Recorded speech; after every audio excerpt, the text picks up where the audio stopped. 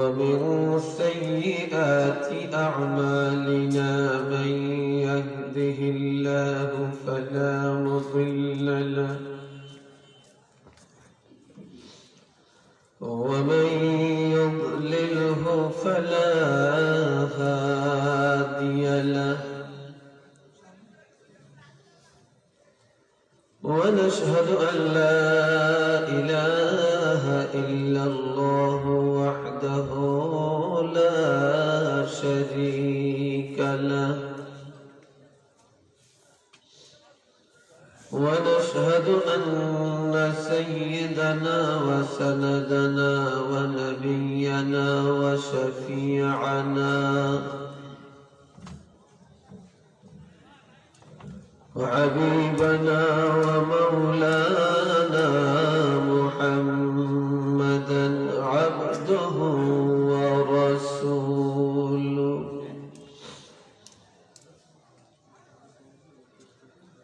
الذي أرسله بالحق بشيرا ونذيرا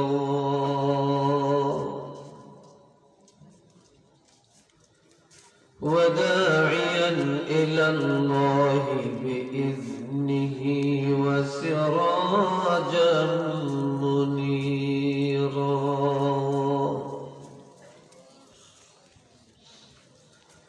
أما بعد فأعوذ بالله من الشيطان الرجيم بسم الله الرحمن الرحيم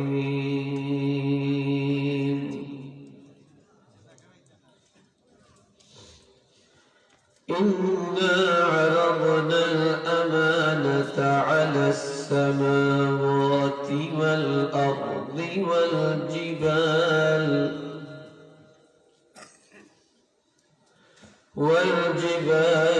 فأبين أن يحملنها وأشفقن منها وحملها الإنسان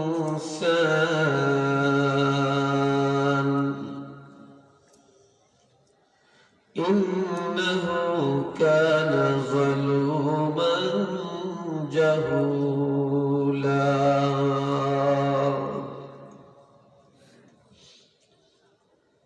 وقال رسول الله صلى الله عليه وسلم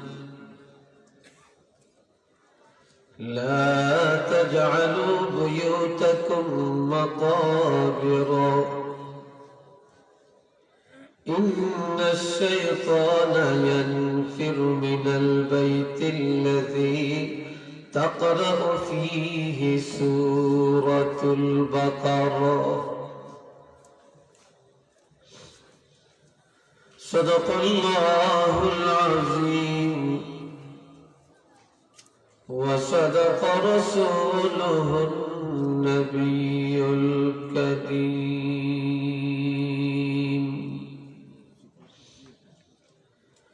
إن الله وملائكته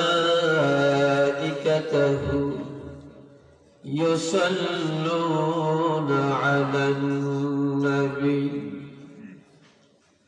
يا أيها الذين آمنوا صلوا عليه وسلموا تسليما صلى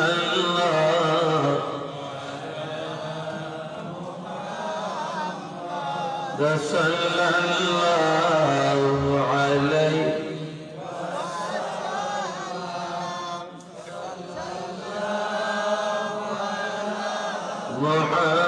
محمد صلى الله عليه صلى الله على محمد صلى الله عليه وسلم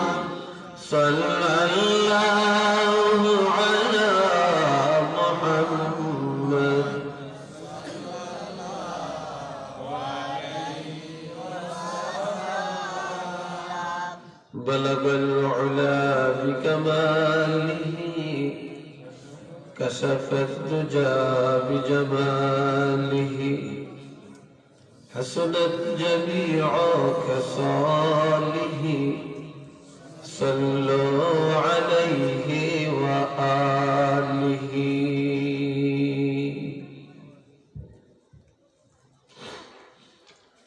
নতুন হাবড়া বাজার হাফিজিয়া দাখিল মাদ্রাসার উদ্যোগে মাদ্রাসা সংলগ্ন চরচণ্ডী শাহী ঈদগাহ ময়দানে 50তম বার্ষিক ওয়াজ মাহফিলের সম্মানিত সভাপতি জনাব মোহাম্মদ আব্দুল নূর সাহেব, সভাপতি গভর্নিং বডি অত্র মাদ্রাসা, প্রধান অতিথি হযরতুল আল্লামা নজমুদ্দিন চৌধুরী সাহেবজাদায়ে ফুলতলি মাদাজুল্লাহুল আলী, প্রধান মেহমান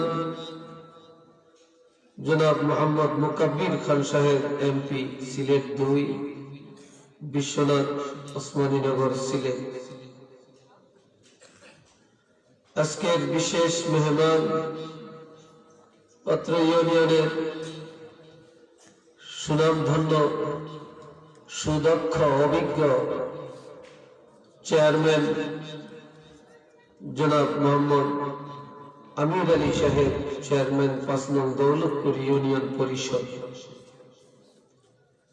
আজকে আমন্ত্রিত হাজারাত উলামায়ে কেরাম, আমার সামনে বসা মুরব্বিয়ানে কেরাম, যুবক ভাইরা, পর্দার আলের মা ও বোনেরা, মহান আল্লাহ পাকের দরবারে শুকর আদায় করি, মোহাব্বতে উচ্চ আওয়াজে পড়ি আলহামদুলিল্লাহ।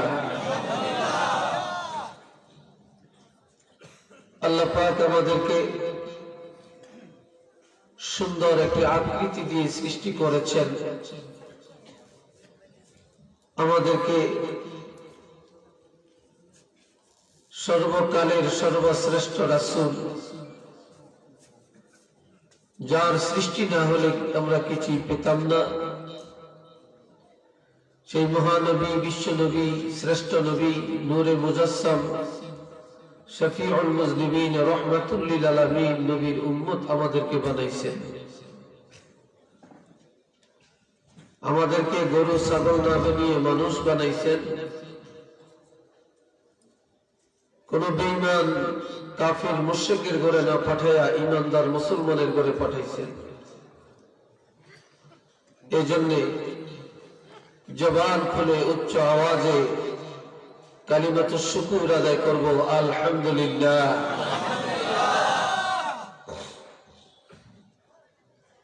আল্লাহ পাক এত অঞ্চলের হাজারো লাখো মানুষের কাছ থেকে পছন্দ করে আল্লাহর পছন্দের কতগুলো মানুষকে নবী প্রেমী, কোরআন প্রেমী আল্লাহর বান্দাদেরকে এই বেহেশতের বাগানে বসার তৌফিক দান করেছেন। আমরা যারা এখানে বসতে পারছি বা যারা আসছেন, আসবেন, আল্লাহ পাকের খাস দয়া থাকার কারণেই আসতে পারছেন। আল্লাহ যাকে দয়া করেন না, তিনি হাজারো চেষ্টা করলেও কোরআনের মাহফিলে আসতে পারেন না। হাজিরিন, এই মজলিসে এই মুহূর্তে যদি আপনারা তালাশ করেন, বেশ কিছু দূরের থেকেও মানুষ এখানে এসে আলোচনা শোনার জন্য বসছেন। আবার যদি আপনি ভালো করে তালাশ করেন, তাহলে পাশের সব মানুষও আপনি পাবেন। কথা ঠিক না? আশেপাশের মানুষও সব পাবেন না। আমার রাসূল বলেছেন, قال رسول الله صلى الله عليه وسلم من يريد الله به خيرا يفقهه في الدين। আল্লাহ পাক যাকে পছন্দ করেন, যার কল্যাণ কামনা করেন, উন্নতির আসনে পৌঁছাতে চান, তাকে আল্লাহ পাক কোরআন হাদিসের সঠিক জ্ঞান দান করেন।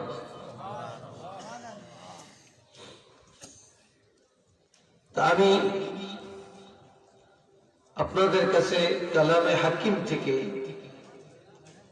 একটি আয়াত তেলাওয়াত করেছি। নবীজির লক্ষ লক্ষ হাদিস মুবারক থেকে অতি ক্ষুদ্র একখানা হাদিস তেলাওয়াত করেছি।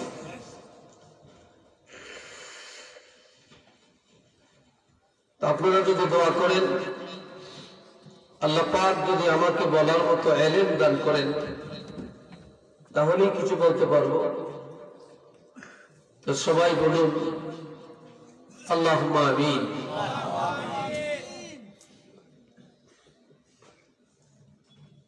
হাজিরিন, এটা কোরআনের মাহফিল, এটা কোরআনের মাদ্রাসা।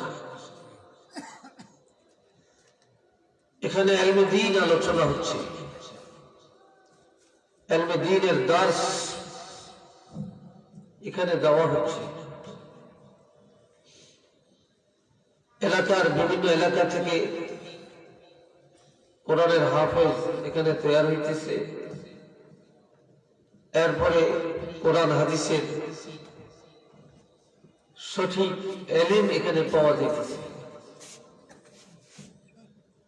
দুনিয়াতে অনেক জলসা হয়, যুব সমাজ কর্তৃক সম্মেলন হয়, সুন্নি সম্মেলন হয়, তাফসীর মাহফিল হয়, ওয়াজ মাহফিল হয়, কিন্তু প্রতিষ্ঠান কেন্দ্রিক যে জলসাগুলো হয়ে থাকে, এই জলসাগুলোর শান এবং মান এবং এই জলসাগুলোর ইজ্জত অনেক বেশি, এবং এই জলসাটা অনেক মর্যাদার জলসা। যেহেতু এখানে দৈনন্দিন মাদ্রাসার দার্স দেওয়া হয়, আর আজকে বাৎসরিক মাহফিল, এখানেও বাৎসরিক একটা দার্স দেওয়া হয়, ঠিক না? কেউ প্রতিদিন ক্লাসে বসে ইলম শিখে, আর কেউ মাহফিলে বসে কোরআন হাদিসের ইলম শিখে। এমন একটি জলসায় আপনারা আসছেন যে জলসা সম্পর্কে আমার রাসূল বলেছেন, قال رسول الله صلى الله عليه وسلم من سلك طريقا يلتمس فيه علما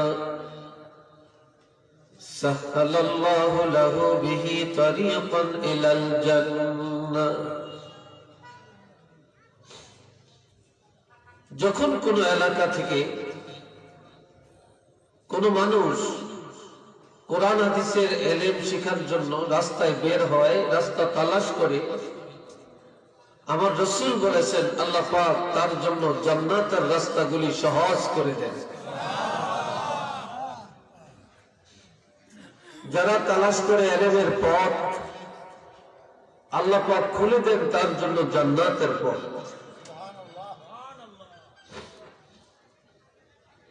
وما اجتمع قوم في بيت من بيوت الله।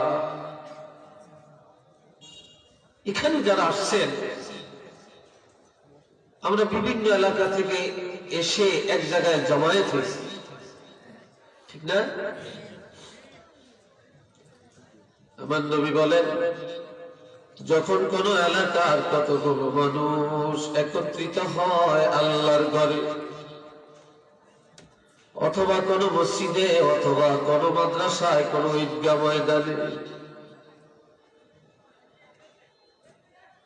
একত্রিত হয়ে ইয়াতলুনা ফি কিতাবিল্লাহ, আল্লাহর কোরআন তেলাওয়াত করে, ওয়ায়াতাদারাসুনাহু বাইনাহুম, তাদের পরস্পরের মধ্যে কোরআন ও হাদিসের আলোচনা করে। কেউ কোরআন হাদিস আলোচনা করে আর কেউ আলোচনা শুনে। ইল্লা নাযালাত আলাইহিমুস সাকিনাহ, আমার নবী বলেন ওই মজলিসের শ্রোতাদের উপরে আল্লাহর পক্ষ থেকে রহমত, বরকত এবং শান্তি নাজিল হতে থাকে।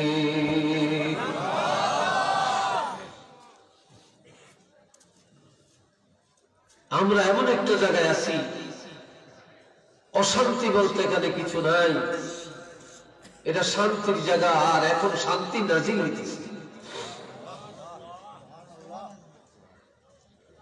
ওয়াগাশিয়াতুহুমুর রাহমাহ, আর এখানে চারিদিকে আল্লাহর রহমতের একটা দেওয়াল তৈরি হয়ে গেছে। আমরা যারা এখানে বসেছি, আল্লাহ রহমত আমাদেরকে বেষ্টনী দিয়ে রেখেছে। কিভাবে আমরা রহমতের ভিতরে আছি? কিতাবুল ইলম মুসলিম শরীফের মধ্যে হাদিস আছে, আল্লাহর হাবিব ইরশাদ করেন, قال رسول الله صلى الله عليه وسلم حتى الحيتان في جوف الماء, পানির ভিতরে যেভাবে মাছ ডুবে থাকে, কোরআন হাদিসের মাহফিলে যারা বসে, আমার রাসূল বলেন তারা তেমনি ভাবে আল্লাহ পাকের রহমতের সাগরের মধ্যে ডুবে থাকে।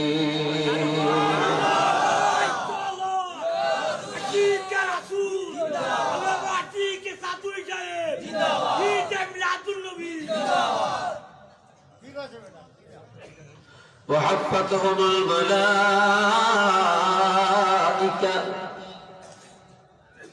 ও এলাকার দিনদার মুসলমান ভাইরা,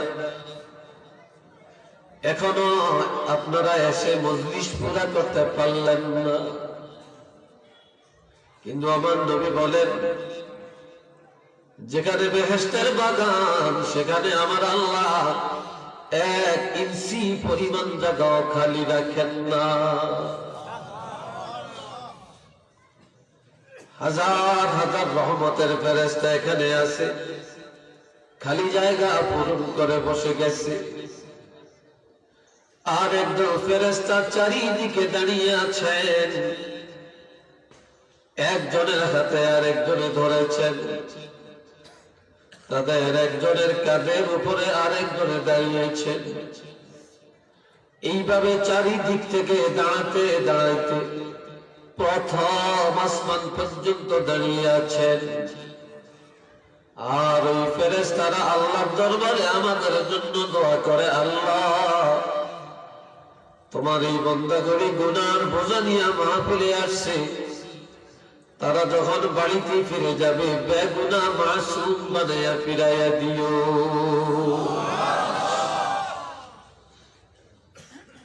এই জন্য আমার নবী ইরশাদ করেন, মানুষ মাহফিলে যায় গুনার বোঝা নিয়ে, কিন্তু মানুষ মাহফিল থেকে যখন বাড়ি ফিরে যায়, বাড়ি যায় বেগুনা হইয়া।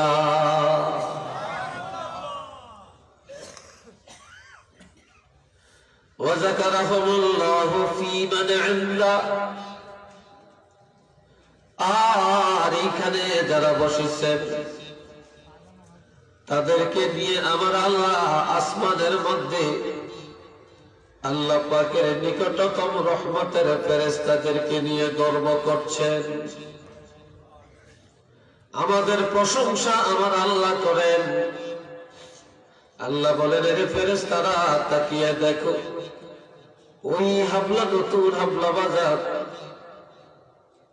হাফিজিয়া দাখিল মাদ্রাসার মাহফিলে কনকনে শীতের মধ্যে আমার বান্দাগুলি কিভাবে আমি আল্লাহকে পাওয়ার জন্য বসে গেছে, আমার রাসূলের প্রেম ভালোবাসার জন্য বসে গেছে, কোরআন হাদিসের ইলম শিখতেছে, আমার রহমতের দরিয়ার মধ্যে জোশ মেরেছে। তোমরা ফেরেশতারা সাক্ষী থাকো, আমি আমার এই বান্দাগুলোকে মাফ করে দিলাম। আরেকটু জোরে বলে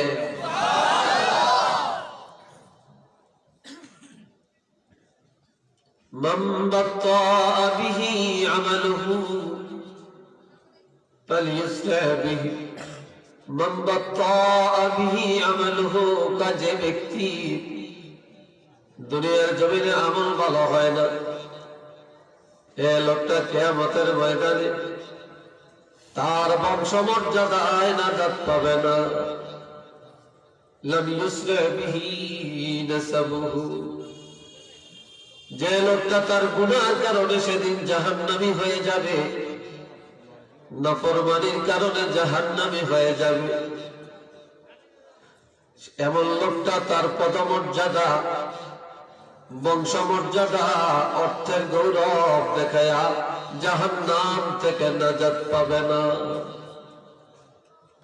নাজাত পাওয়া যাবে কোরআনের খাতিরে, নাজাত পাওয়া যাবে নেক আমলের কারণে, নাজাত পাওয়া যাবে ওয়াজ মাহফিলের কারণে, নাজাত পাওয়া যাবে ইবাদতের কারণে।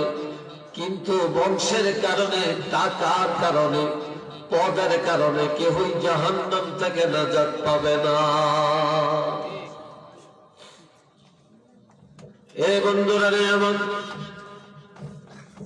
আপনাদের এই জায়গায় অনেক ধনী মানুষ আছেন, আবার একান্ত গরিব মানুষ এলাকায় আছেন।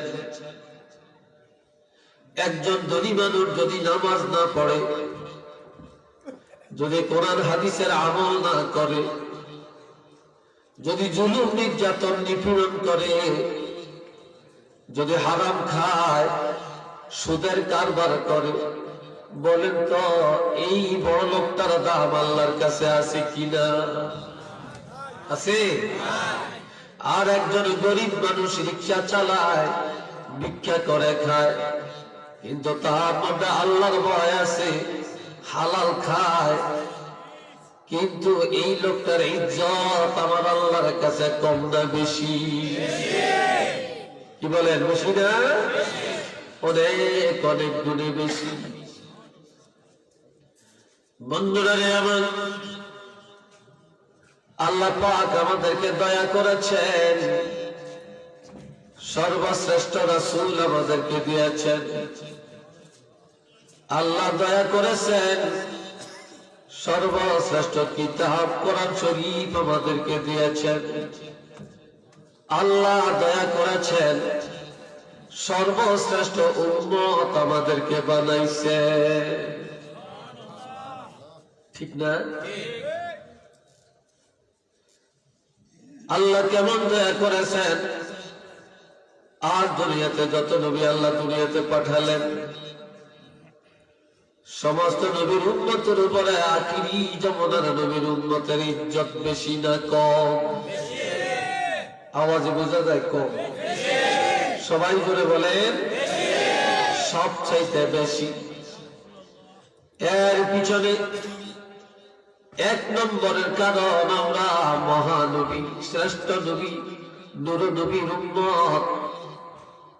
দুই নম্বরের কারণ হলো আমাদের 30 পারা কোরআনের বরকত।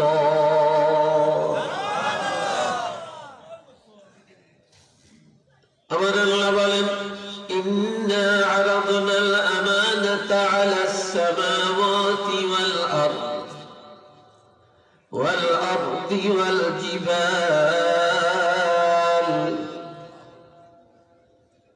এই 30 পারা কোরআন আমি আল্লাহ আসমানে রাখতে চাইছিলাম। এই 30 পারা কোরআন আমি আল্লাহ জমিনের মধ্যে রাখতে চেয়েছিলাম। এই 30 পারা কোরআন আমি আল্লাহ পাহাড়ের মধ্যে রাখতে চাইছিলাম। আসমানও কোরআন গ্রহণ করতে চায় না, জমিনও কোরআন গ্রহণ করতে চায় না, পাহাড় পর্বত কোরআন গ্রহণ করতে চায় না, তারা অস্বীকৃতি জানায়। এমনকি وأشفقن منها এই কোরআনের কথা শোনার পর তারা ভয় পেয়ে যায়। যেই কোরআন আসমানে গ্রহণ করে না, যেই কোরআন জমিনে গ্রহণ করে না, যেই কোরআন পাহাড়ে গ্রহণ করে না, যেই কোরআন গ্রহণ করার ব্যাপারে তারা শঙ্কিত হয়, ভয় পায়, আমার আল্লাহ বলেন ওয়াহামালাহাল ইনসান, শেষ পর্যন্ত এই 30 পারা কোরআন মানুষে গ্রহণ করে নেয়।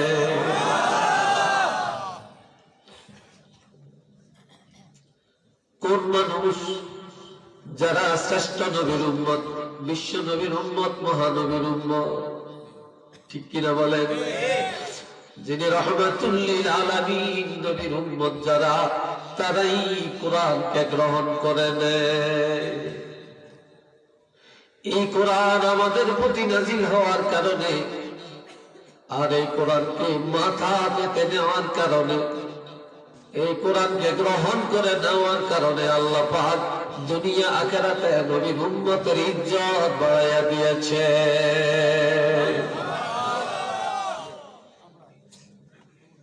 দুনিয়া থেকে অনেক জ্ঞানী আছেন, মহা জ্ঞানী আছে, যারা এরোপ্লেন আবিষ্কার করেছে তারা অনেক বড় জ্ঞানী। কম্পিউটার যারা আবিষ্কার করেছে তারা কত বড় জ্ঞানী। তারপরে এই যে মোবাইল আবিষ্কার করেছে তারা কত জ্ঞানী। এই ভাইরা আমার, মহাকাশ আবিষ্কার যারা করেছে তারা কত বড় জ্ঞানী। কিন্তু আমার আল্লাহ বলেন দুনিয়াতে যে যত বড় জ্ঞানী হোক এটা দুনিয়ার জন্য, কিন্তু আমার আল্লাহ বলেন যাদের মধ্যে কোরআন হাদিসের জ্ঞান আছে তারা দুনিয়াতে যদি জ্ঞানী হয় তারা দুনিয়ার জ্ঞানী ও আখিরাতের জ্ঞানী। আর যাদের মধ্যে কোরআন হাদিসের ইলম নাই, শুধু দুনিয়ার জ্ঞান তাদের মধ্যে ভরপুর, আমার আল্লাহ বলেন তারা জ্ঞানী না। ইন্নাহু কানা যালুমান জাহুলা, তারা নির্বোধ, তারা জাহেল, শুধু জাহেল না জালুমা, আমার আল্লাহ বলছেন তারাই হলো জালিম। কেননা আমি আল্লাহ কোরআন দেওয়ার পরেও যারা মুখ ফিরে আনে, আপনি একজন মন্ত্রী হন কোরআন জানতে হবে, আপনি প্রেসিডেন্ট হন কোরআন জানতে হবে, আপনি বড় অফিসার হন, শিল্পপতি হন, আপনাকে কোরআন জানতে হবে। আপনি যদি একজন ব্যবসায়ী হন আপনাকে কোরআন জানতে হবে। আপনি যদি একজন নেতা হন, রাজনীতিবিদ হন, আপনাকে কোরআন জানতেই হবে। আপনি একজন গাড়ি চালক হন, আপনাকে কোরআন জানতে হবে। কেননা এই কোরআনের ইলম প্রত্যেকের জন্য আমার আল্লাহ ফরজ করে দিয়েছেন। একটু চিল্লিয়ে বলেন না সুবহানাল্লাহ।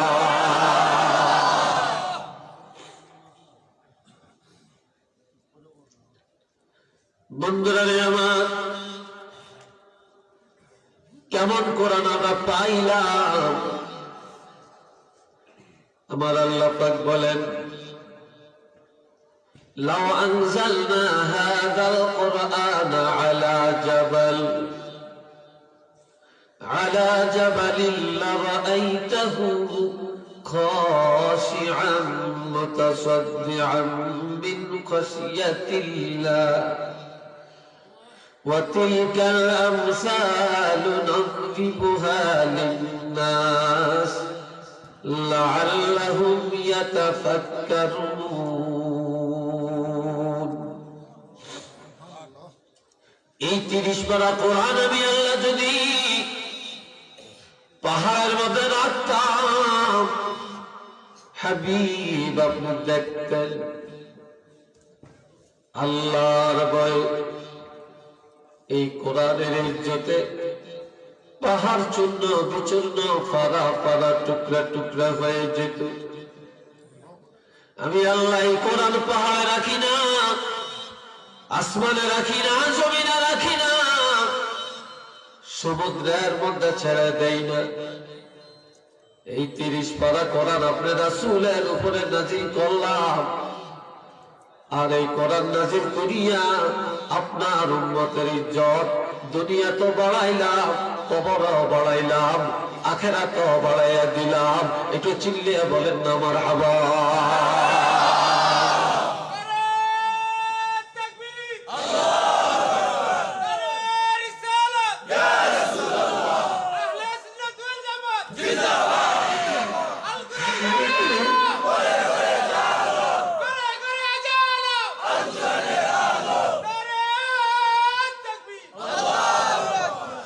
حاضرين الكرام، وتلك الأمثال نضربها للناس। আমার আল্লাহ বলেন, সবাই আমার দিকে চাবেন, আরেক দিকে না, এদিক সেদিক তাকাবেন না, একদম খামোশ কথা শুনতে হবে। এটা কোরআনের মাহফিল, এটা আদবের মাহফিল। কি কথা ঠিক না? মানুষ আসবে, চিন্তা করবেন না। আমি আনতে পারবো না, সেলফি সাহেবও পারবে না। আল্লাহ যাকে কবুল করেন কোরআনের মহব্বতে তারাই আসবে। কি কথা ঠিক না?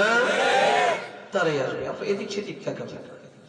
একটু দরুদ শরীফ পড়েন, সাল্লাল্লাহু আলা মুহাম্মদ সাল্লাল্লাহু আলাইহি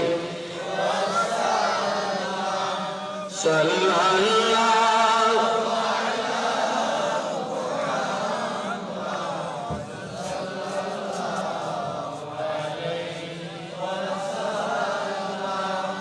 সবাই একবার উচ্চ আওয়াজে বলেন আলহামদুলিল্লাহ। وتلك الأمثال نضربها للناس لعلهم يتفكرون। এই দৃষ্টান্ত আমি আল্লাহ মানুষের কাছে এই জন্য উপস্থাপন করি যাতে করে মানুষ কোরআনকে গবেষণা করে, কোরআন নিয়ে চিন্তা করে, কোরআনকে বোঝার চেষ্টা করে, কোরআনের ইলম যেন তারা অর্জন করে, তারা যেন ইলমে দ্বীনের শিক্ষা লাভ করে। কোরআনকে শুধু চুমা খাওয়ার জন্য আমার আল্লাহ দেন না, শুধুমাত্র গিলাপ লাগাইয়া তাকের মধ্যে ফেলে রাখার জন্য দেন না। এই কোরআন আমাদের বিধান হলো সংবিধান। কোরআন এই কথা মুখে মুখে বলার জন্য আমার আল্লাহ দেন না। কোরআন দিয়েছেন গবেষণা করার জন্য। কোরআন দিয়েছেন আল্লাহর পক্ষ থেকে একটা চিঠি। কোন বাবা আমেরিকা থেকে, লন্ডন থেকে যদি বাড়িতে একটা চিঠি লেখে, এই চিঠিটা বারবার ঘুরাইয়া ফিরাইয়া পড়ে, বুঝে। নিজে পড়তে না পারলে যে ভালো জানে তার কাছে নিয়ে বুঝার চেষ্টা করে। আর আমার আল্লাহ বলেন, আমি তোমাদের কাছে আমার লিখিত একটা চিঠি কোরআন শরীফ পাঠাইলাম, আর এই চিঠির মধ্যে আমি কি দিলাম, তার মধ্যে কি বিধান আছে, তার মধ্যে কি নিয়ামত আছে, এগুলা শুধু তাকের মধ্যে ফেলে রাখার জন্য দেই না, আর যার পুর করে পানি পড়া খাওয়ার জন্য দেই না। এই কোরআন দিয়েছি আমলের জন্য, কোরআন দিয়েছি বুঝার জন্য, কোরআন দিয়েছি শিক্ষা গ্রহণ করার জন্য, কোরআন দিয়েছি পরিবার সমাজ দেশ গঠনের জন্য। একটু চিল্লিয়ে বলেন না সুবহানাল্লাহ।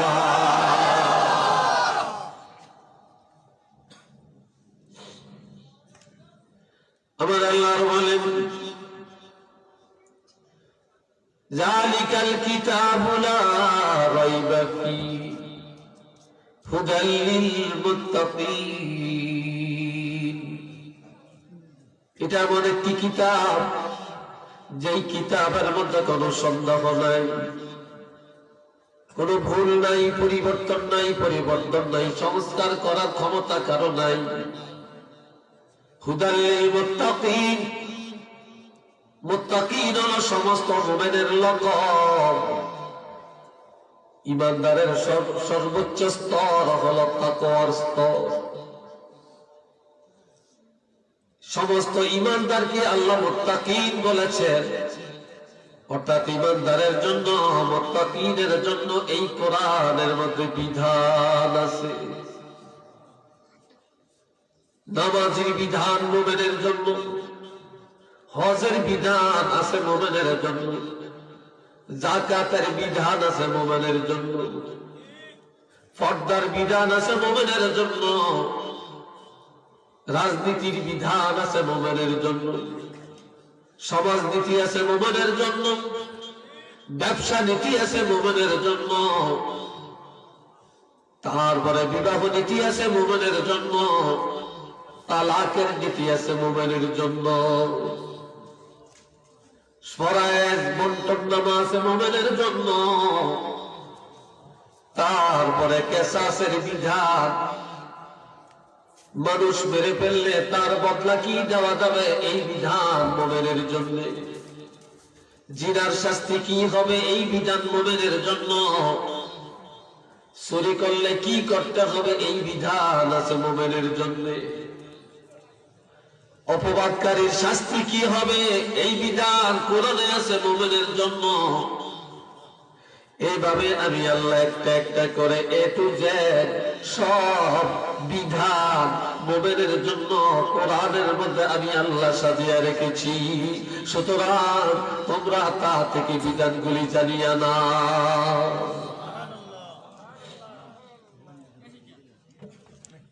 আমার ভাইরা রে, এই কোরআন কেমন কোরআন শোনেন। আজকে 3 জন না 4 জন ছাত্রকে কোরআন হেফজ করার পরে পাগড়ি দেওয়া হলো, দিছি কিনা বলেন। প্রধান অতিথি সাহেব আজকে এশার নামাজের আগে ছাত্রদের মাথায় পাগড়ি পরাইয়া দিলেন। দেখেন এটা কত বড় ইজ্জত। দুনিয়াতে কোরআন ছাড়া আর কোন এমন গ্রন্থ পাবেন না যে গ্রন্থের হাফেজ দুনিয়াতে পাওয়া যাবে।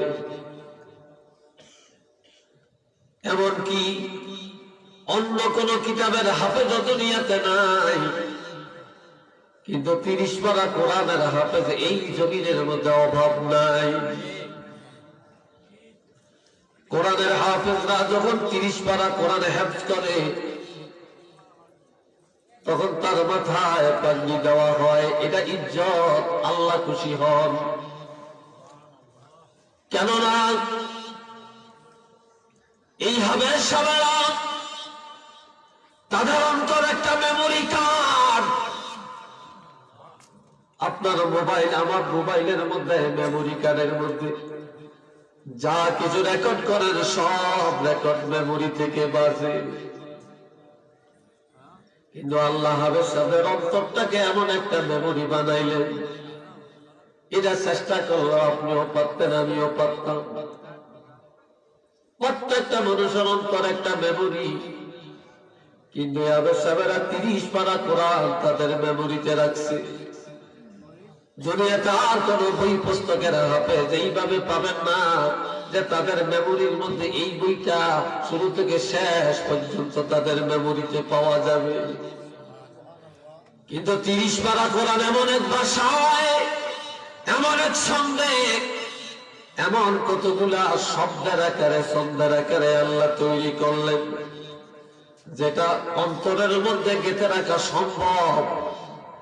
আর এই হাফেজ সাহেবরা হলেন লৌহে মাহফুজের শাখা। কেননা লৌহে মাহফুজে 30 পারা কোরআন সংরক্ষিত, আর কোরআনের হাফেজ যারা তাদের অন্তরের মধ্যে 30 পারা কোরআন সংরক্ষিত। একটু চিল্লিয়ে বলেন না সুবহানাল্লাহ।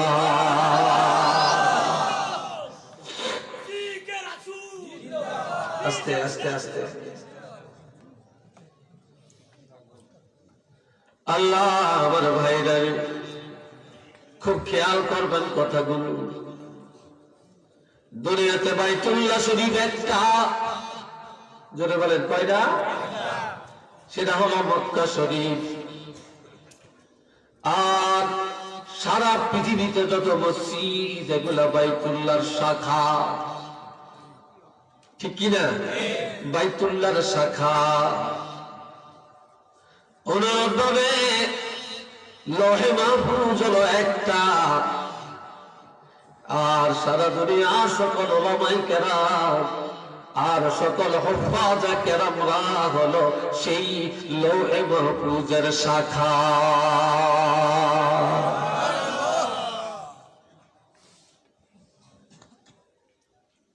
এই জন্য আমার আল্লাহ বলেন ইন্নাহু লাকুরআনুন কারীম, এটা সম্মানী কিতাব, এটা ইজ্জতওয়ালা কিতাব। আসমানি সকল কিতাবের মধ্যে কোরআন হলো সর্বশ্রেষ্ঠ কিতাব এবং সবচাইতে দামি কিতাব। শুধু কোরআন ইজ্জতওয়ালা না, যেই কোরআনে মানুষের ইজ্জত বাড়ায়, যেই কোরআনের ইলম ব্যক্তির দাম বাড়ায়, বাপের দাম বাড়ায়, মায়ের দাম বাড়ায়, সমাজের দাম বাড়ায়, রাষ্ট্রের দাম বাড়ায়, যেই কোরআনের ইলম কবরওয়ালাদের ইজ্জত আমার আল্লাহ বাড়ায়। রাগ করবেন না, দেখবেন একটা মিসাল দিতে চাই। মনে করেন আপনাদের এই নতুন হাবলা বাজার বাংলাদেশের পরিচিত মুখ একজন বড় মন্ত্রী এখানে আসছেন, হাজার হাজার নেতা আসবে, অসংখ্য নারী পুরুষ আসবে, অসংখ্য গাড়ি ঘোড়া রাস্তা ভরে যাবে। কিন্তু আমার ভাইরা এমন কথা বলার সাহস কারো নাই যে একজন মন্ত্রী আসার কারণে হাবলা বাজার এলাকার কবরের আযাব মাফ হয়ে গেছে। কিন্তু আমার নবী বলেছেন ইন্নাল আলিমা আও মুতাআল্লিমা, নিশ্চয়ই একজন আলেম ইজা মাররা আলা ক্বরিয়াতিন, কোন গ্রামে দিয়া, কোন শহরে দিয়া যদি একজন আলেম অথবা একজন তালিবুল ইলম যদি হেঁটে যায়, ওই এলাকার কবরের আযাব আমার আল্লাহ 40 দিনের জন্য উঠাইয়া নিয়ে যায়।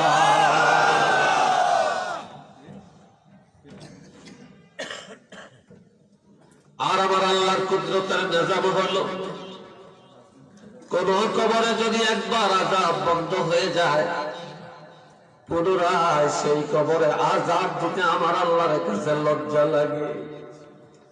এই উসিলায় আমার আল্লাহ কিয়ামত পর্যন্ত কবরের আযাব ক্ষমা করে দিতে পারেন কিনা বলে।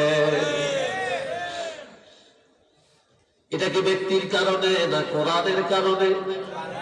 এটা চিনিয়া বলেন, এই কোরআন দিয়া বলেন না, সবাই বলেন কিসের কারণে? কোরআনের কারণে। এ ভাইরা আমার, এরপরে আসেন, কোরআন শুধু যে কবরে আযাব মাফ করে তা না, এই কোরআনে মানুষের ইজ্জত এমন বাড়াইছে। আমাদের একজন মন্ত্রী সাহেব যদি এলাকায় আসেন, মাননীয় প্রধানমন্ত্রী যদি আসেন, আপনি আদর করে মায়া করে আপনার বাড়িতে নিলেন আপ্যায়ন করার জন্য, কিন্তু প্রধানমন্ত্রী বা প্রেসিডেন্ট আপনার ঘরের খানা খাবে না। কেন খাবেন না? ওনাদের সাথে 2 জন অথবা 3 জন ডাক্তার 24 আওয়ার্স তাদের সাথে থাকে, ডাক্তাররা মেশিন সাথে থাকে, পরীক্ষা নিরীক্ষা করে যখন দেখবে এটা নির্ভেজাল, তখনই বলবে হ্যাঁ পানিটা পান করেন। যখন দেখবে খাওয়া খাদ্যটা নির্ভেজাল, তখনই বলবে এটা খান। পরীক্ষা করার আগে 1 গ্লাস পানি আপনার ঘরে খাবেন না, ঠিক কিনা? কিন্তু আমার ভাইরা, হাবের সাহেবের আজ এক জায়গায়, কাইলার এক জায়গায়, একজন ইমাম একদিন এক বাড়িতে খানা খায়, একজন বক্তা আজ এক দেশে খায় আরেক দেশে খায়, কে রান্না করে কে বাজার করে কোনদিন দুই চোখে দেখে না। কিন্তু এমন ইতিহাস পৃথিবীতে পাবেন না যে কোন আলেম, কোন মুফতি, কোন বক্তা, কোন হাফেজ, কোন ইমাম, কোন মুয়াজ্জিন আজ পর্যন্ত ডাক্তার দিয়া পরীক্ষা করে খানা খাইছে। কি বলে গেছে নাকি? কেন? এরা এমন কোরআন, যে কোরআন সম্মানী কিতাব, আর এই কোরআনের হেদায়েত যার মধ্যে আছে, কোরআনের নূর যার ভিতরে আছে, তার সম্মান আমার আল্লাহ বাড়াইছেন। তার রিজিক সম্মানী রিজিক, এটা পরীক্ষা করে খাওয়ার প্রয়োজন নাই। কেননা কোন কোরআনের আলেমের আজ পর্যন্ত বিষ পান করে মারছে এমন ইতিহাস এই জগতে নাই।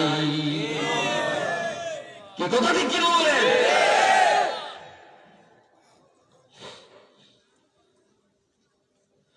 আমার ভাইয়েরা 1 লাখ টাকা রুজি করে, মাসে 3 লাখ 5 লাখ 10 লাখ টাকা রুজি করে, কয়েকটা বাড়ির মালিক কোটিপতি, তারপরে দেখেন সে সুদের মধ্যে নিমজ্জিত হয়ে আছে।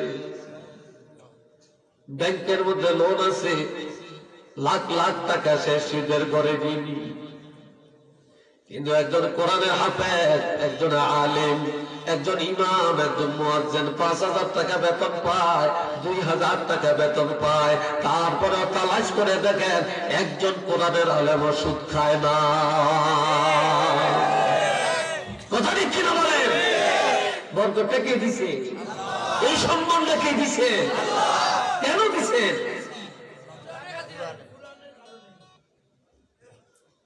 ফি কিতাবিম মাকনুন, আর এই কিতাব লৌহে মাহফুজে গোপন ভান্ডারে সংরক্ষিত কিতাব।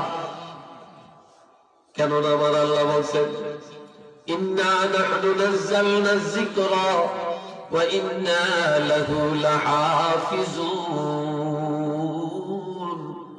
কোরআন নাযিল করেছি আমি আল্লাহ, হেফাজত করব আমি আল্লাহ।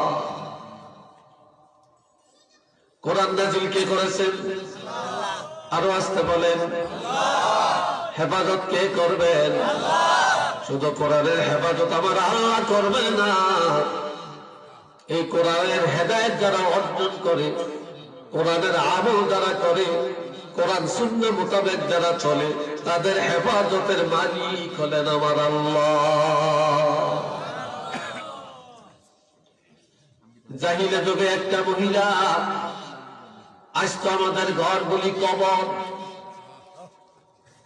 শুধু কবর না, কবরেরও হার বানাইছে।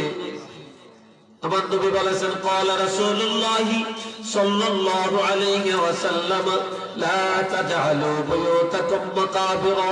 ও দুনিয়ার ইমানদার মুসলমানেরা, তোমাদের ঘরগুলা গোরস্থান বানাইও না, তোমাদের ঘরকে গোরস্থান বানাইও না। এই কথার অর্থ, গোরস্থানে নামাজ নাই, গোরস্থানে তেলাওয়াত নাই, গোরস্থানে জিকির নাই, যেই ঘরে ইবাদত নাই, কোরআন নাই, সেই ঘরটা কবর। কবরেও ইবাদত নাই, ঘরেও নাই, এটা কবরের মতো। এই জন্য নবী বলেছেন, ঘরের কবর বানায় না, তোমাদের ঘর কোরআন তেলাওয়াতের কারখানা বানাও,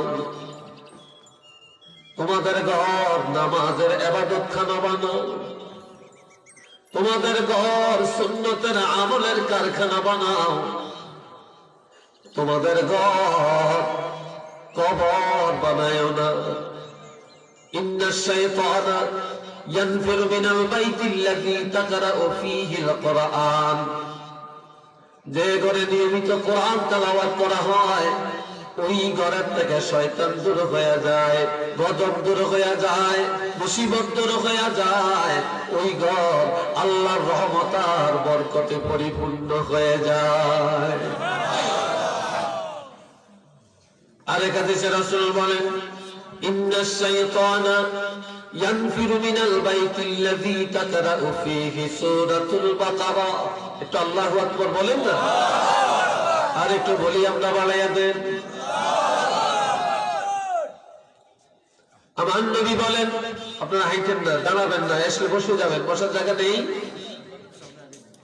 সামনে আগার লাগবে না, এখনো অনেক জায়গা আছে, একটু দূরত্ব বজেই বসে যতক্ষণ জায়গা আছে, এরপরে যখন ফিল আপ হবে তখন দেখবো নাকি। সবাই মহব্বতে পড়েন সাল্লাল্লাহু আলা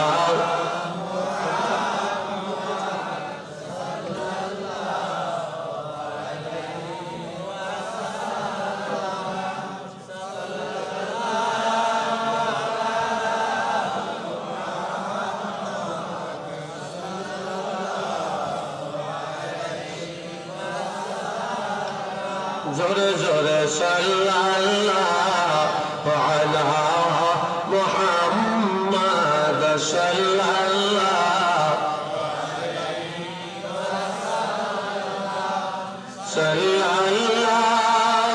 আলা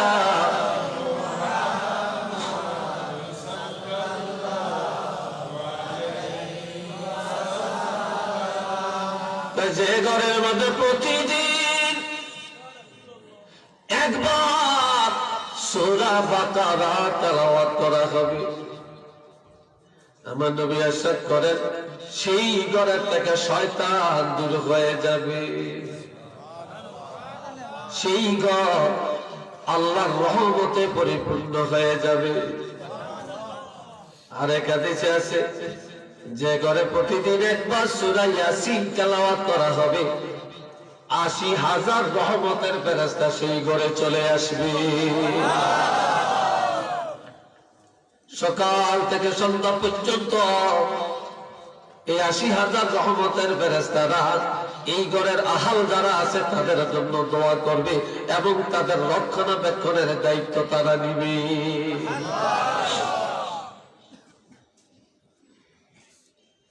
আমার ভাইরা, জাহিলি যুগে একটা মহিলা ঘরে বসে বসে কোরআন পড়ে।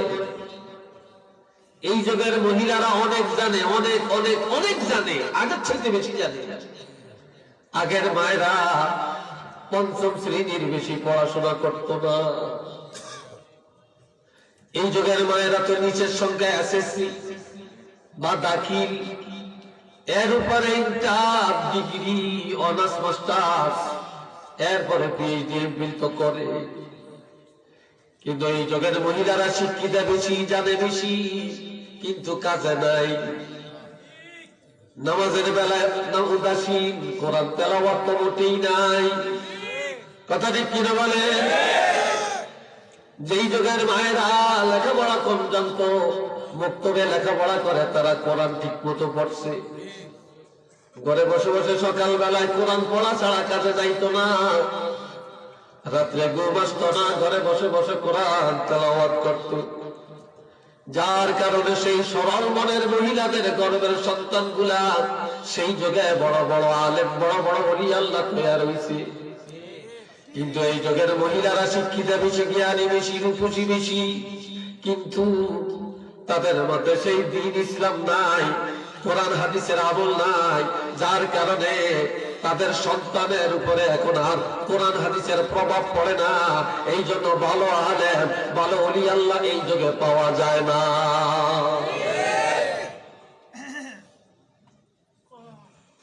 আপনারা জানেন বড় পিসাবের মা কোরআন পড়তো, আর বড় পিসাব হযরত আব্দুল কাদের জিলানী রাহমাতুল্লাহ আলাইহি মায়ের গর্ভে থাকিয়া 18 পারা কোরআনের হাফেজ হয়ে গেলে।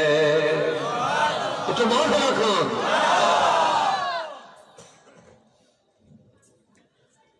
হযরত শাহজালাল ইয়ামানী রাহমাতুল্লাহ আলাইহি মায়ের নসব তালাশ করে দেখেন। আল্লামা সাহেব কেবল আব্দুল লতিফ সাহেব রাহমাতুল্লাহ আলাইহি আব্বা আম্মার পরিচিতি তালাশ করে দেখেন। সরসিনার আল্লাহর ওলির মা বাপের খবর নিয়ে দেখেন। জৈনপুরের কারামত আলী জৈনপুরীর আব্বা আম্মার খবর নিয়ে দেখেন। এরা আবেদ ছিলেন, আবেদা ছিলেন, যার কারণে তাদের সন্তান ওলি আল্লাহ তৈরি হয়েছে। কথা ঠিক কিনা?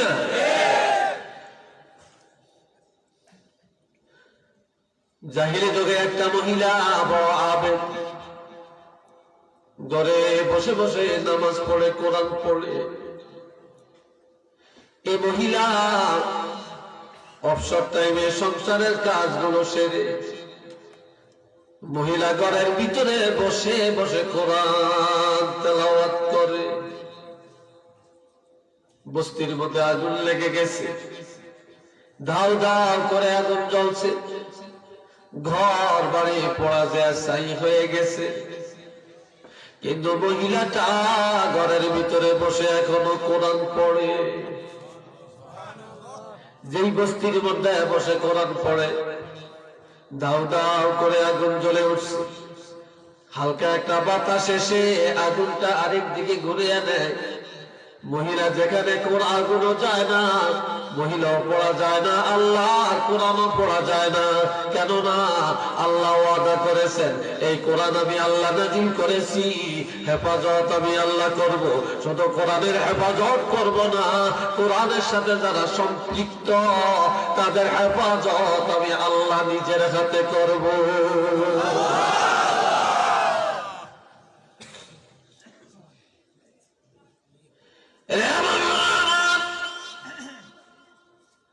لا يمسه إلا المطهرون।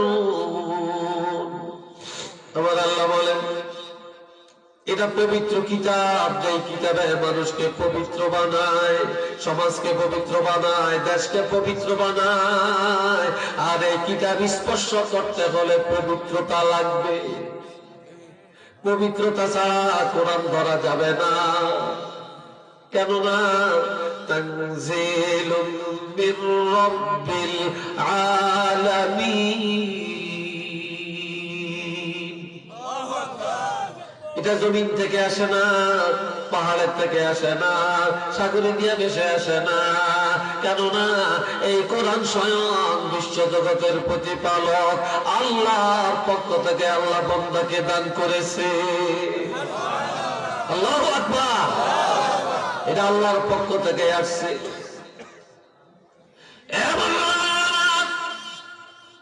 এই দুনিয়ায় বর্তমানে ভালো লোকের দুশমন বেশি না জাহেলের দুশমন বেশি? এটা জোরে বলেন। চেয়ারম্যান সাহেব যদি বেশি ভালো করে অনেকের কাছে ভালো লাগবে না, ঠিক কিনা? আপনি যদি বেশি ভালো চলেন অনেকের কাছে এটা পছন্দ লাগবে না। কেননা সিটার, বাটপার, সুদখোর, ঘুষখোর, জুয়াখোর, জিনাখোর, এই সমস্ত সিটার বাটপারেরা সমাজে বুক ফুলাইয়া চলে।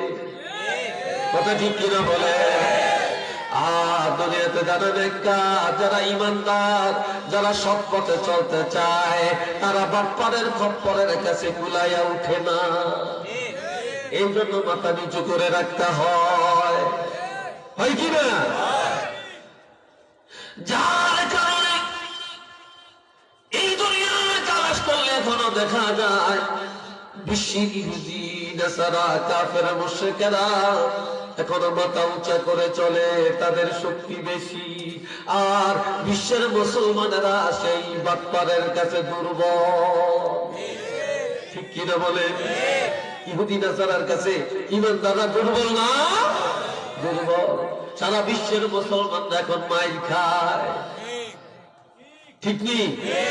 কি খায়? মাইর খায়। কেন? মুসলমানের তাহাজিবাত তামাদ্দুন ভুলে গেছে, মুসলমান কোরআন থেকে দূরে সরে গেছে, মুসলমানের ইসলাম থেকে দূরে সরে গেছে, মুসলমান নবীর আদর্শ থেকে দূরে চলে গেছে। যার কারণে ইহুদি নাসারারা এই সুযোগে সদ্ব্যবহার করে যাচ্ছে। তারপরে বলতে চাই, এর মধ্যে ওলামায়ে কেরামের দুশমন বেশি। সেই যুগে নবীরও দুশমন বেশি ছিল। চিল্লিয়া কম ছিল কিনা? নবীর দুশমন কম ছিল না বেশি ছিল? আর আলেমদের, ভালো মানুষের দুশমন কিয়ামত পর্যন্ত থাকবে। এটাই নবীর সিলসিলা। দুনিয়ার সবগুলো আলেম যদি এক জায়গায় করে ব্রাশ পায়ার করে মেরে ফেলা হয়, সমস্ত হাফেজে কোরআনদেরকে যদি গলা কেটে মেরে ফেলা হয়, সমস্ত ইমাম আর মুয়াজ্জিনদেরকে যদি জিন্দা কবর দিয়ে দেওয়া হয়, সমস্ত কোরআন শরীফ গুলো, সমস্ত হাদিস শরীফ গুলো যদি মহাসাগরের মধ্যে ঢেলে দেওয়া হয়, আল্লাহর কসম তারপর ইসলাম ধ্বংস হবে না, কোরআন ধ্বংস হবে না। কেননা এই ইসলাম কিয়ামত পর্যন্ত থাকবে, আর এই কোরআন আমার আল্লাহ নিজের হাতে হেফাজত করবে।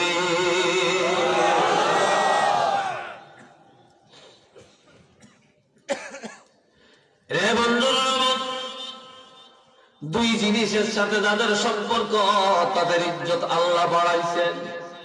কয় জিনিস? আর একটু আসতে বলেন। এক নম্বরে আমার নবীর আদর্শের সাথে, নবীর সুন্নতের সাথে তাদের সম্পর্ক,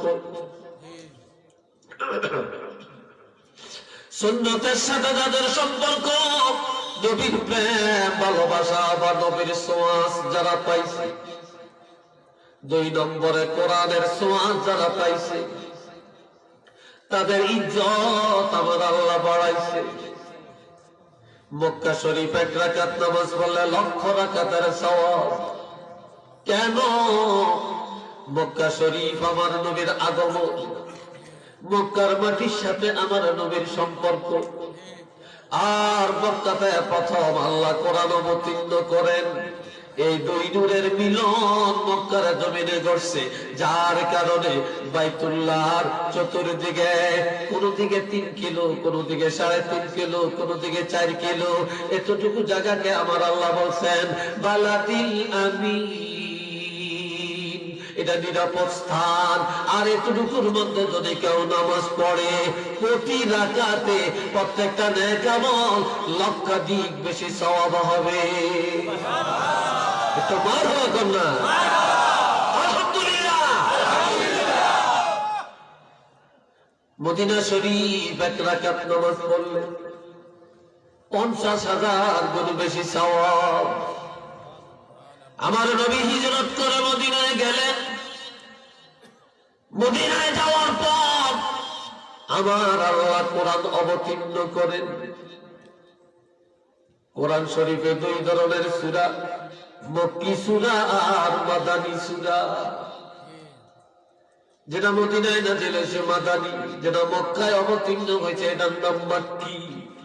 ঠিক কি না? তাহলে মদিনায় কোরআন নাযিল হলো, মদিনায় আমার নবীর রওজা শরীফ, যার কারণে আল্লাহ মদিনার ইজ্জত বাড়ায়া দেন। প্রতি নেক আমল 50,000 গুণ বেশি সওয়াব। মক্কাতে একটা পাহাড় আছে, কি আছে? চিলিয়ে বলেন না, যে পাহাড়টার নাম ছিল গারে হেরা। ইতিহাসের মধ্যে আপনারা পড়েছেন গারে হেরা, পড়ছেননি? এই পাহাড়টা হলো পাথরে। সৌদি আরব যতগুলি পাহাড় আছে সব পাথরের পাহাড়। যেই পাহাড়ে আমার নবী মুরাকাবা করতেন। এই যুগের মহিলারা তো স্বামীর খেদমত করে না, একদিন করলে 10 দিনের খোঁটা দিয়া ছাড়ে। কি কথা ঠিক কিনা? আর আমার নবীজি পাহাড়ে চতুর্দিকে শত্রু, খাদিজা একা একা পাহাড়ে উঠতেন, নবীর খেদমত করতেন, পানি দিয়ে আসতেন, রুটি দিয়ে আসতেন, খেজুর দিয়ে আসতেন।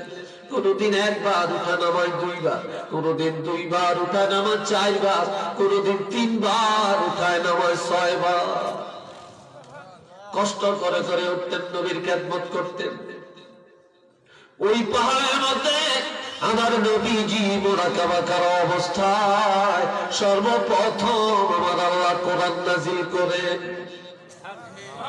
اقرأ باسم ربك الذي خلق خلق الإنسان من علق اقرأ وربك الأكرم الذي علم بالقلم الله أكبر الله أكبر এগুলা কিন্তু আপনাদের নির্দেশ দিতে হয়। আহারে বন্ধুরা রে আমার, এই আয়াতগুলো নাজিল হলো আমার নবী নূহ না মাটি? এটা জোরে বলেন, আর একটু জোরে বলেন। কোরআন এটাও একটা নূর, ঠিক কিনা? কোরআন শরীফ কোথাও নাই, আছে কোরআনুল কারীম, কোরআন মাজিদ, বয়ান, হিকমা, নূর, হুদা, তানজিল, কিতাব, এরকম ভাবে কোরআনের নাম আছে আমার ভাইরা। তাহলে কোরআনের একটা নাম হলো নূর, কথা ঠিক কিনা? তাহলে কোরআন এক নূর, আমার নবী আরেক নূর। এই দুই নূরের মিলন ঘটেছে পাহাড়ের মধ্যে, যার কারণে আমার নবী বলেছেন এই পাহাড় আর গারে হেরা নয়, এখন থেকে পাহাড়ের নাম দিয়ে দিলেন জাবালে নূর।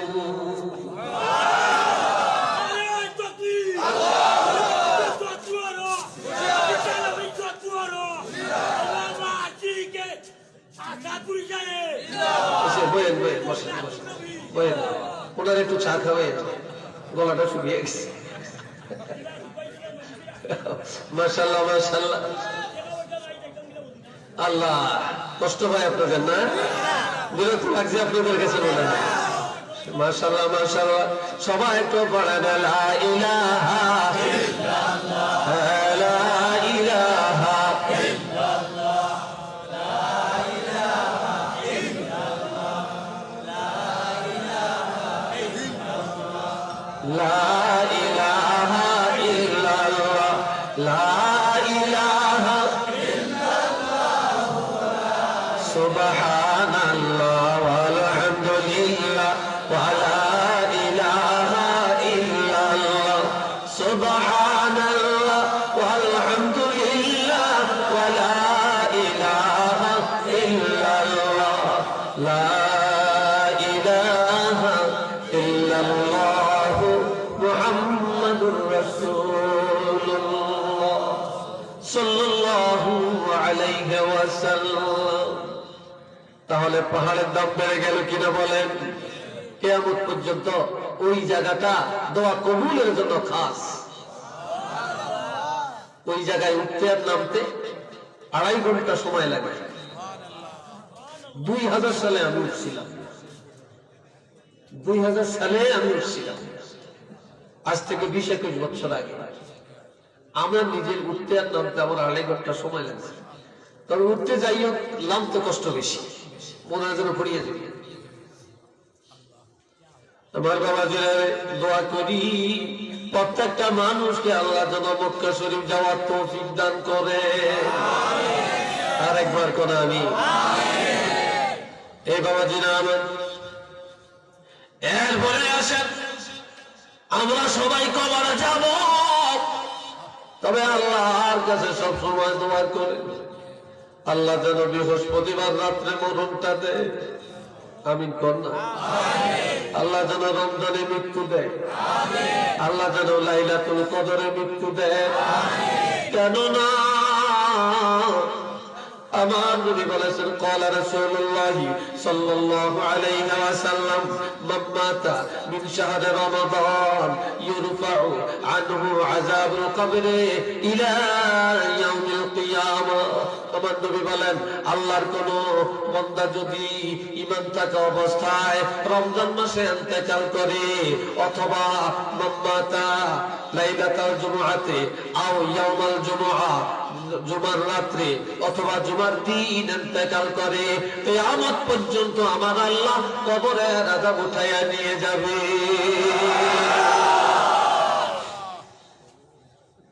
এত ইজ্জত কেন? বৃহস্পতিবার রাত্রের ইজ্জত কেন? আর রমজান মাসের ইজ্জত কেন? এই রমজান মাসে আল্লাহ কোরআন নাযিল করেছেন। এটা মারহাবা কোন কথা, ঠিক না? রমজানের সাথে কোরআন নাযিলের কি আছে? সম্পর্ক আছে। শাহরু রমাদান আল্লাযী উনজিলা ফীহিল কুরআন, এই মাস এমন একটি মাস যে মাসে আমার আল্লাহ কোরআন নাযিল করেছেন বা কোরআন নাযিল করা হয়েছে, যার কারণে রমজান মাসের ইজ্জত আল্লাহ পাক কি করছেন? বাড়িয়ে দিয়েছেন। একটু আলহামদুলিল্লাহ বলেন না। বন্ধুরা আমার, লাইলাতুল কদরে একটা রাত জাগে ইবাদত করলে 83 বছর 4 মাসের চাইতে আরো বেশি মর্যাদা পাওয়া যাবে। মারহাবা কর, ঠিক না? এই লাইলাতুল কদর আর কোন নবীর আল্লাহ দিছেনি, কোন উম্মতেরা পাইছেনি? কি কোন পাইছে? জোরে বলেন পাইছে? পায় না। কিন্তু আল্লাহ আমাদেরকে দান করলেন। আল্লাহ কি করছেন? আমাদেরকে দান করছেন, আমাদের হায়াত কমাইছে। কিন্তু আল্লাহ একটা রাত্র দিয়া আমাদের ইবাদত কোটি কোটি গুণে বাড়িয়ে দিয়েছে। যার কারণে এখন আমরা 5 ওয়াক্ত নামাজ পড়ি না, কিন্তু লাইলাতুল কদরে ঘুম যাই না, কাম হইতো না। কি হইতো না? 5 ওয়াক্ত নামাজ এটা ফরজ, আর লাইলাতুল কদর যতই মর্যাদার হোক এটা নফল। ফরজ বাদ দিয়া শুধু নফলের পিছনে দৌড়ে আপনি বেহেশতে যাইবেন, এত সস্তা না। বাবাজি, আরে লাইলাতুল কদরে এত ইজ্জত কেন? এই রাত্রে আমার আল্লাহ কোরআন নাজিল করেছেন, 30 পারা কোরআন।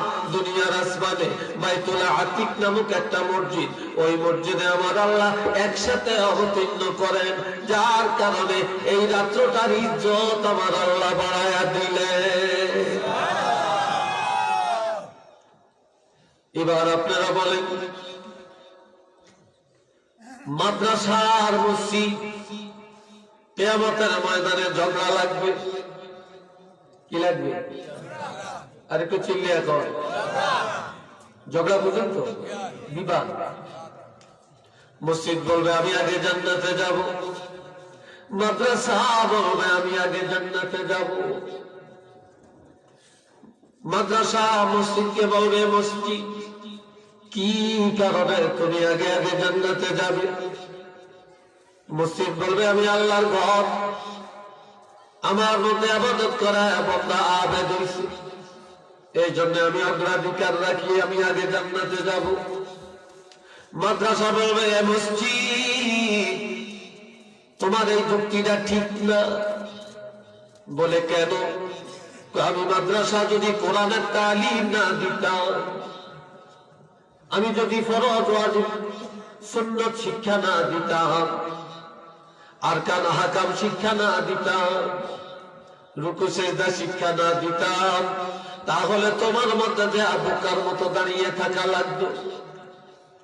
আমি মাদ্রাসা ইলম শিক্ষা দিয়া, ইবাদত শিক্ষা দিয়া তোমার মধ্যে পাঠাইছি, কাজে আমি মাদ্রাসা অগ্রাধিকার ভিত্তিতে আগে জান্নাতে যাব।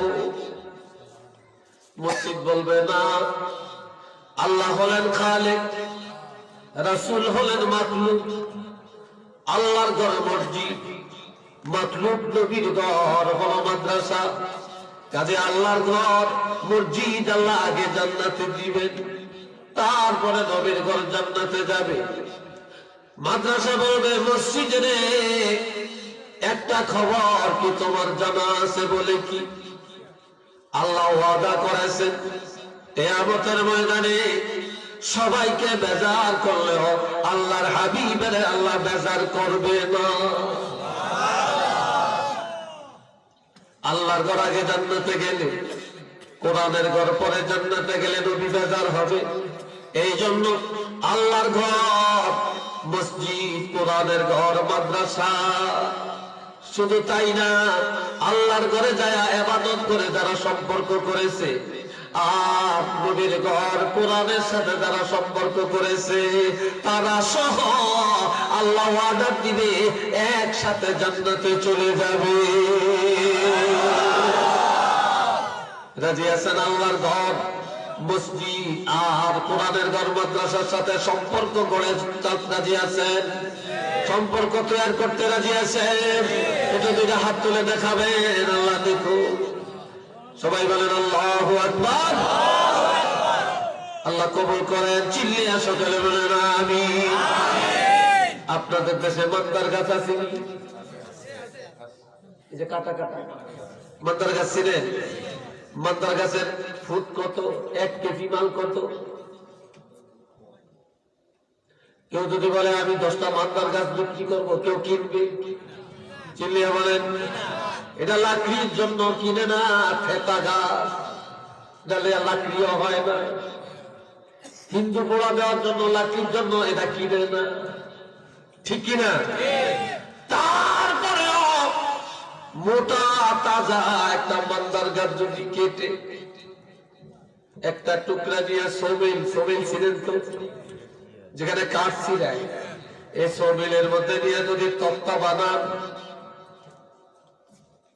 তক্তা কাঠ, এবার আপনি যদি হাবড়া বাজারের থেকে একজন কাঠ মিস্ত্রি নিয়া এই মান্দার গাছের কাঠ দিয়া যদি কোরআনের রেহাল বানান, এটা বিশ্বনাথ বাজারে এনে বিক্রি হবে কিনা?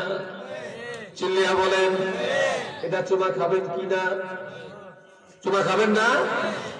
যেই মান্দার গাছের দাম নাই, যা কেউ কিনে না, এটা লাকড়িও বানায় না, ওই মান্দার গাছের তক্তা দিয়ে যদি কোরআনের রেহাল বানানো হয়, তাহলে তার দাম বেড়ে যায়। এটাকে মানুষ চুমা খায়, এটা অনেক টাকায় বিক্রি হয়, এটা বুকের মধ্যে জড়ায় আনে। এটা মান্দার গাছের কারণে হলো না আল্লাহর কোরআনের কারণে রেহালের দাম বাড়লো? কিসের কারণে? এবারে আসেন, লমকলম কাপড় চিনেননি আপনারা? মার্কিন কাপড় চিনেন?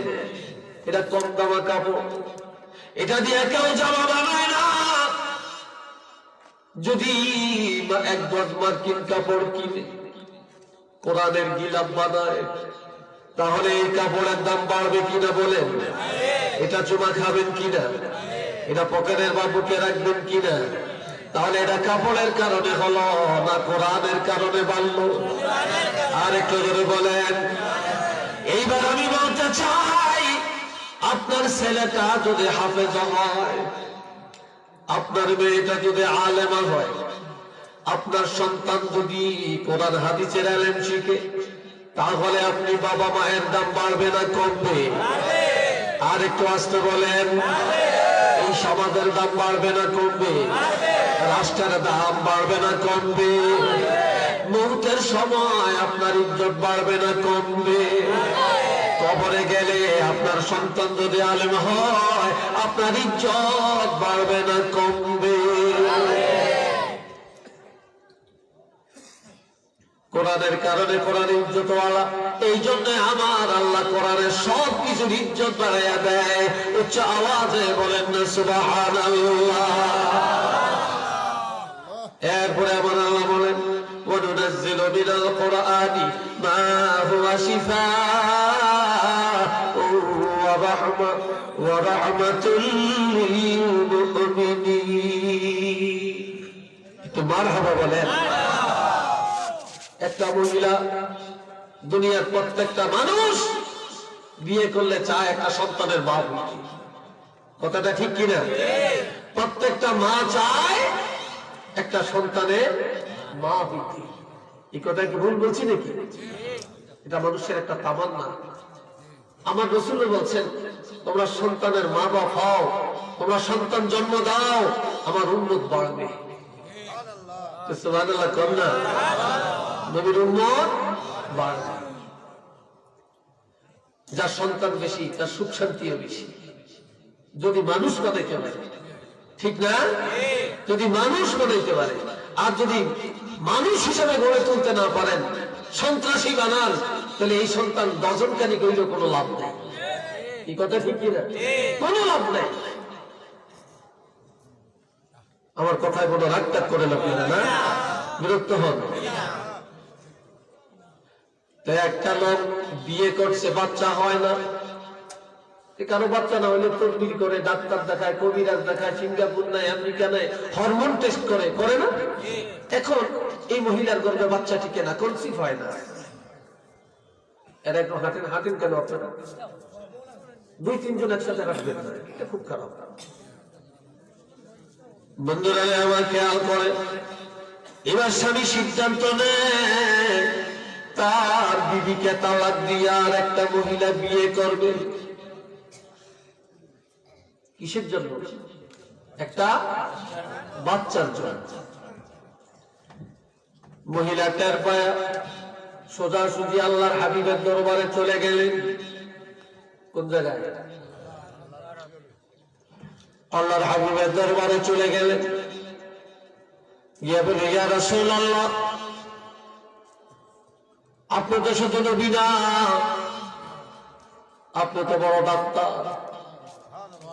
আমার নবী সেটা বড় ডাক্তার আর আসবে কিনা বলেন? আওয়াজে বুঝে যায় না, চিল্লিয়ে বলেন আসবে? নবী সবচেয়ে বড় ডাক্তার। বলে, নবী গো, আমার স্বামী সিদ্ধান্ত নেন, আমার গর্ভে বাচ্চা ঠিকে না, যার কারণে সিদ্ধান্ত নেয় আমাকে তালাক দিয়ে আর একটা বিয়ে করবে। এ নবী, আমি তো অসহায় হয়ে গেলাম, আপনার কাছে কোনো ঔষধ থাকলে আমাকে দেন, বাবার জন্য দোয়া করেন, একটা ব্যবস্থা করেন।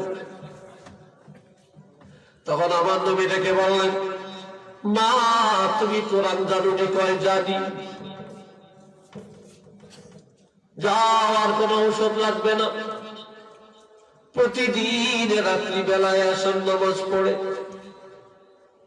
কিসমতে রাত থেকে খাওয়া দাওয়া করে, ঘুমাইবার আগে ওযু করিয়া কোরআনের 16 পারায় সূরা মারিয়াম, এ সূরা মারিয়াম একবার তেলাওয়াত করে ঘুমাইয়া যাবে।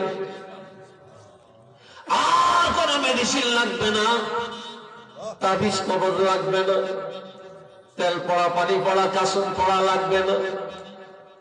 যাও, আমি রাসূল ঘোষণা দিলাম, এই কোরআনের বরকতে আল্লাহ তোমাকে সুসন্তান দিবে।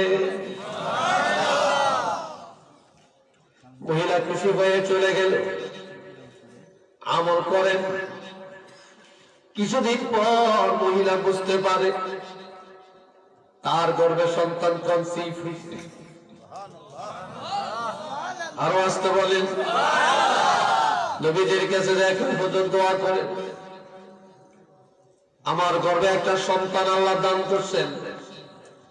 নবী দোয়া করলেন, এই সন্তান আল্লাহ তারে এমন এক পুত্র সন্তান দেন, এই কোরআনের আমলের কারণে আল্লাহ তারে কেমন দয়া করলেন, যার কারণে আল্লাহ ঘোষণা দেন, ওয়ানুনাজ্জিলু মিনাল কুরআনি, কোরআন নাযিল করেছি, মা হুয়া শিফা, এটা এমন এক জিনিস যার মধ্যে আছে শিফা, ঔষধ। সুবহানাল্লাহ। কোরআন সবচেয়ে বড় মেডিসিন। ওয়া রাহমাতুল লিল মুমিনিন, আর কোরআন মুমিনদের জন্য হলো রহমত। মুমিনের জন্য কি? কোরআন ঔষধ। কোরআন দেহের রোগের ঔষধ, কোরআন সামাজিক রোগের ঔষধ, চাচাবাতি যায় বেজাল লাগলে দূর করার ঔষধ। তারপরে এই কোরআন মরণ রোগের ঔষধ, কবরে নাজাতের ঔষধ। কোরআন দুনিয়াতে রহমত, মউতে রহমত, কবরে রহমত, কিয়ামতের ময়দানে কোরআন হলো রহমত। এ ভাইরা, ইন্নাল কুরআনা শাফিআন ওয়া মুশাফফিআ, নিশ্চয়ই কোরআন কিয়ামতের ময়দানে সুপারিশ করবে, আর এই কোরআনের সুপারিশ কিয়ামতের ময়দানে গ্রহণ করা হবে। আল্লাহু আকবার। এই জন্য আমার ভাইয়া, একজন হাফেজ কোরআন কিয়ামতের ময়দানে কম পক্ষে 10 জন জাহান্নামীকে সুপারিশ করে জান্নাতে নিবে। চিল্লিয়া বলেন কয়জন? আরো জোরে বলেন কয়জন?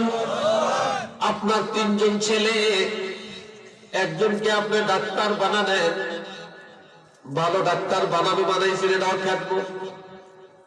আর একজনের আপনি বড় একজন অফিসার বানাইছেন, আর একজনের মাদ্রাসায় পড়ে আলেম বানাইছেন। হাফেজ সাহেব বানাইছেন। এবার বলেন ডাক্তার সাহেব কয়জন বেহেশতে নিবেন? ইঞ্জিনিয়ার কয়জন নিবেন? আপনার ছেলে ম্যাজিস্ট্রেট কয়জনকে জান্নাতে নিবেন? এ বাবাজিরা আমার, আপনার যেই ছেলে হবে না কোরআন, সে কয়জনকে জান্নাতে নিবেন? একটু জোরে বলেন। তাহলে দুনিয়ার লাভ বড় না আখিরাতের লাভ বড়? চিল্লিয়া বলেন। এরপরে আপনাদের সিলেটের একটা দোষ বলবো, আজকে রাত করলেও বলবো। এটা কি চেয়ারম্যান সাহেবের সামনে রেখে?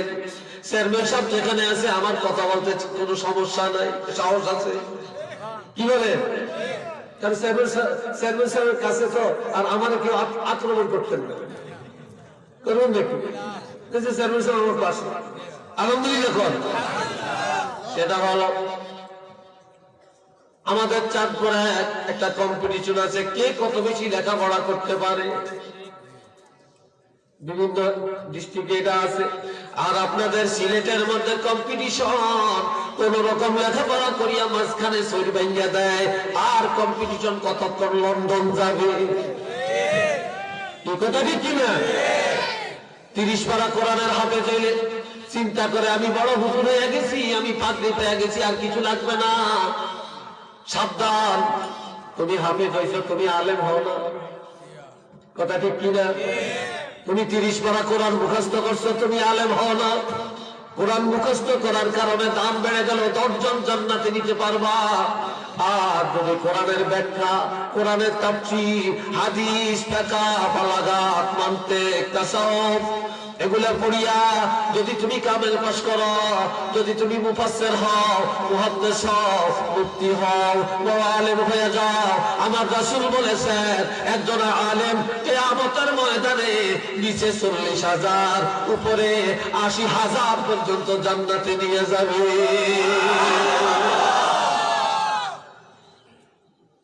কিতাব এটা কিতাব একটা কাগজ দিয়ে দেন কালেকশন।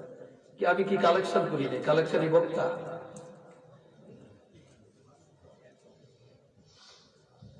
এই কাগজ এখন কেন? আমি যখন ঘরে ছিলাম তখন বলতে পারলেন না?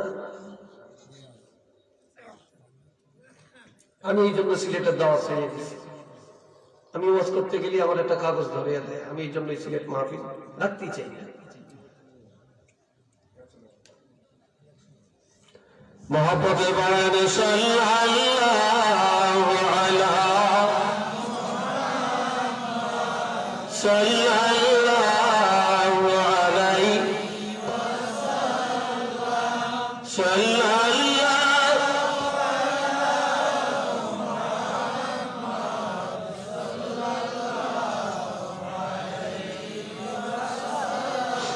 সবাই একটু আওয়াজে বলেন আলহামদুলিল্লাহ। তাহলে মাদ্রাসার প্রতি আপনাদের লক্ষ্য থাকবে কিনা? ছেলে মেয়ে মাদ্রাসায় দিবেন কিনা? একটু চিল্লিয়া বলেন।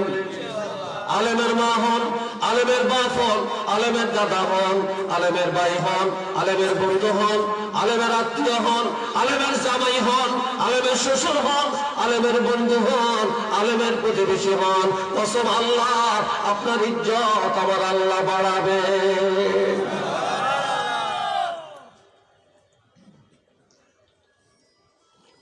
এবার আপনাদের কাছে আপনার আরো ওয়াজ করতাম না, একটা গ্রুপ চলছিল, অনেক কথা সামনে, অনেক আলোচনা সামনে। আমি তো অন্যদিকে, আমি যেই সাবজেক্ট লই ওই সাবজেক্টেই কথা বলি, ওই সাবজেক্টই শেষ করি। আমি এদিক সেদিক